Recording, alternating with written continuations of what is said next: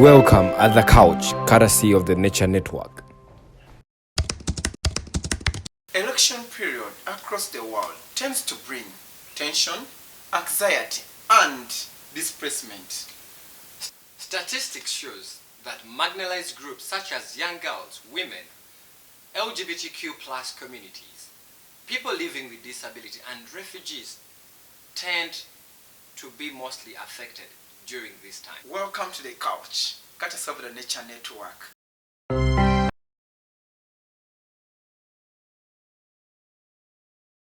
I am Wasswa and I'm Sulah Mawejje. Welcome at the couch, courtesy of the Nature Network. We are back. So, Sulah, yes, can you enlighten to our viewers what elections means? Yeah. For me, election is basically the formal process of selecting someone for a public office. I think you've been to high schools, right? Yeah. So you know how we were electing prefects. So that is the lay language that I can put election.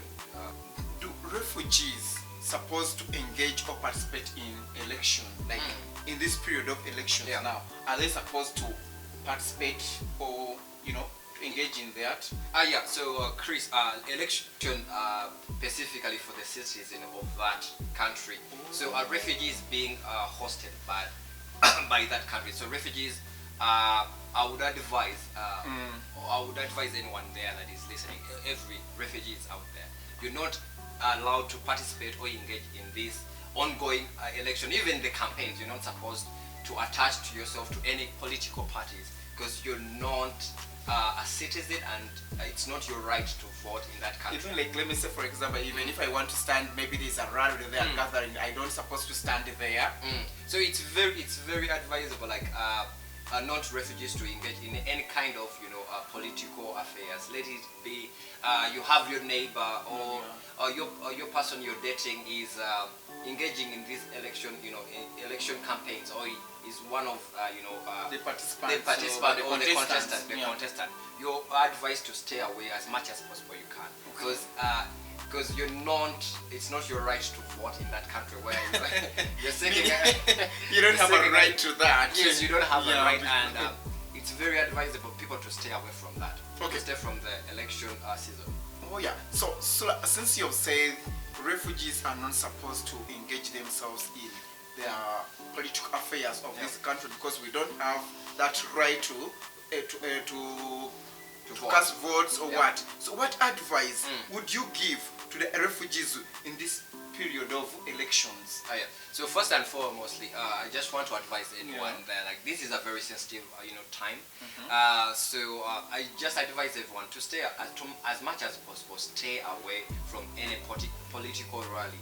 Let it be, because right now we are in Kenya, we are in a political campaign season, and very soon in August we're going to have the election is going to be happening. So as much as possible, as much as you can, stay away. And in this period, try as much as possible to not even relate to any kind of political campaigns or even any gathering. Try to stay away and make sure you move with your document, because this time is very sensitive. Make sure you have all the rightful document when you move out of your house, and don't always have airtime, because it's very vital, so that in case you've been stopped by a policeman and they're asking for your documentation, so you always have someone that you can call, or you can usually call the hotline, the UN hotline. So you always have, so you have to have airtime. Stay away from the political rallies or any political campaigns, and make sure these political parties have different colors. Try as much as possible, stay away, and as much as possible, during the election period, make sure you stock a lot of food in the house and stay in your house. If you're not going to be, you don't have any engagement that requires you to move out of the house, try as much as possible to stay in your house, stock food, have petty cash on you, and as much as possible, try also have these hotline numbers for the UN. And so in case of anything, you can always reach out to your they call what? Monitor, the protection monitors, and also you have the community leaders. So that is what I would advise refugees during this time, try as much as possible to stay away from any rallies or political parties, and be as much as possible stay in your house if you don't have any engagements. Yes. So before I ask you another question, Yeah. I have like other 2 to 1 question. Like, there are these people you've said there are these people who doesn't have documents. Yes. So for them, what should they do? Those who doesn't have documents but they're refugees, maybe others they have documents that is supposed to take them to Kakuma. What would you give them? And also another thing, can you also read, will help us to read those numbers, the outline numbers, the viewers, so that in case of anything, someone who is out there, who is watching us, outline number, so that if in case of anything, they can easily call. I think it's very, so for every, I know it's very sad to hear, but for every refugees, only urban refugees or people who are supposed to be in the urban setting are the only legally to be here.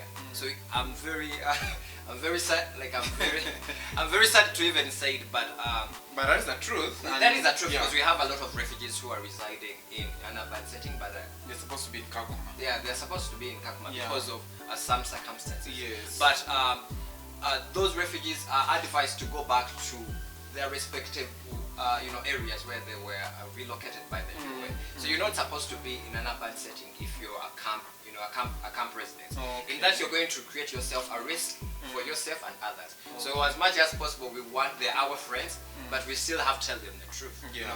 At any point when you're being caught and you're in Nairobi, that is a security risk for yourself and also your friends.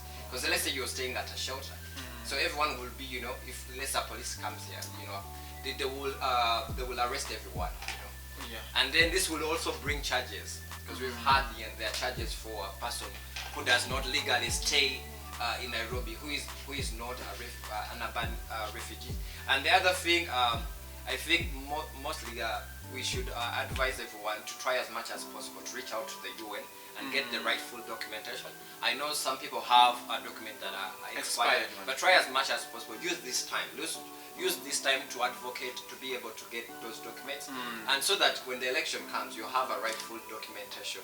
And also push your leaders to also advocate on your behalf, so that you have these documents. Because the election period is, coming very soon. We are a couple of weeks away, so make sure like you have the rightful documentation, and you're not the other side of the law.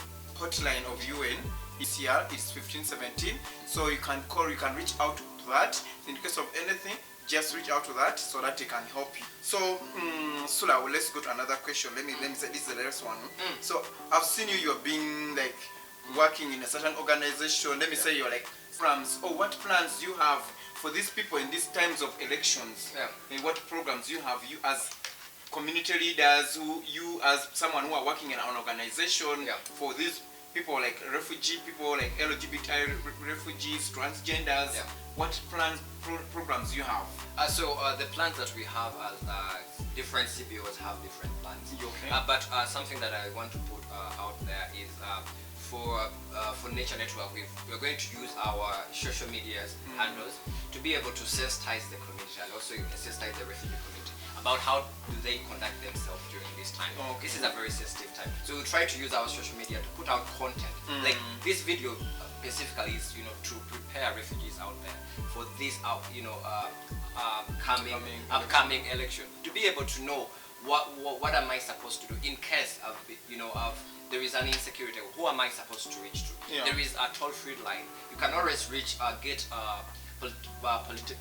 protection monitor numbers. We have different protection monitors in different areas. We have, I think highest really helped us to have different protection monitors in different areas. So as much as possible, try to befriend them, and also try as much as possible move with your document, so that you don't get to be called on the other side of the law. And make sure like you stay away from any political rally, any political campaigns.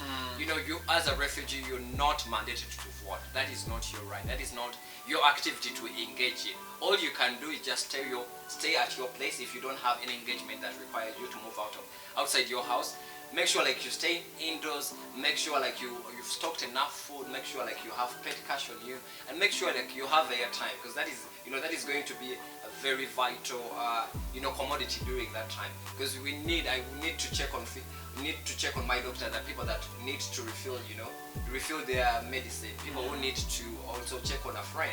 So yeah, make sure like you have airtime, make sure like you've stocked food, and also this organization, always reach out to the Nature Network social media handles. We're going to be putting out that people get to know about what election, what are the do's and the don'ts during these times. Okay, thank you so much, Sulah. Yeah. And I'm so happy. I think you people, you've heard what you're supposed to do. Since we are all refugees, you're not mandatory to elect or to cast your votes to this country. So please stay away from any political gathering. Stay away from anything you can see that is going to cause your insecurity.